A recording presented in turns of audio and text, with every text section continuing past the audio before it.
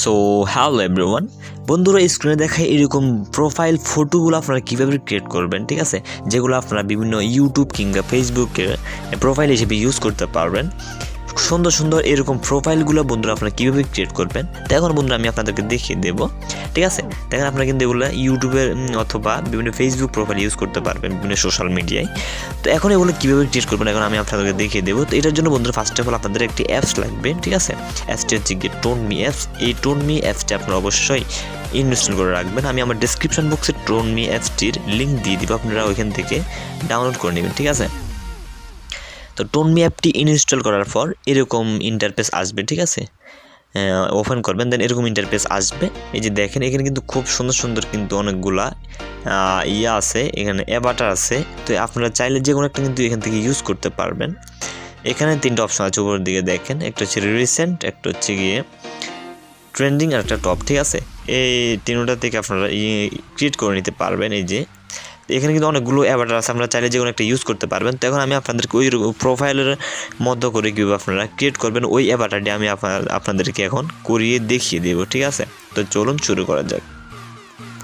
তো বন্ধুরা আমি এখন আপনাদেরকে এই অ্যাভাটারটি করিয়ে দেখিয়ে দিব, ঠিক আছে, কীভাবে ক্রিয়েট করতে হয়, ঠিক আছে। তো ফার্স্ট অফ অল আপনারা এটার উপর ক্লিক করবেন, দেন এরকম ইন্টারফেস আসবে, ঠিক আছে। এই যে দেখেন এখানে কিন্তু অনেকগুলো অপশন আছে, ঠিক আছে।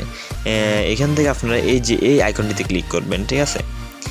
এই আইকনটিতে ক্লিক করলে আপনাকে এখান থেকে আপনার গ্যালারিতে নিয়ে যাবে, দেন আপনার একটি পছন্দের ফটো এখান থেকে অ্যাড করিয়ে নেবেন।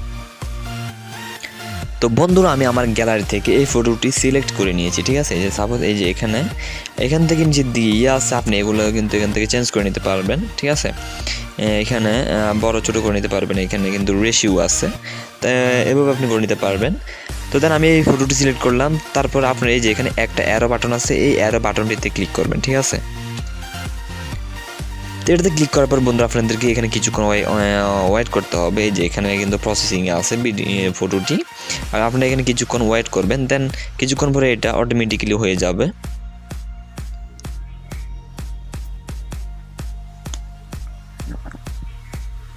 এই দেখেন বন্ধুরা এটা কিন্তু ক্রিয়েট হয়ে গেছে, এই যে দেখেন।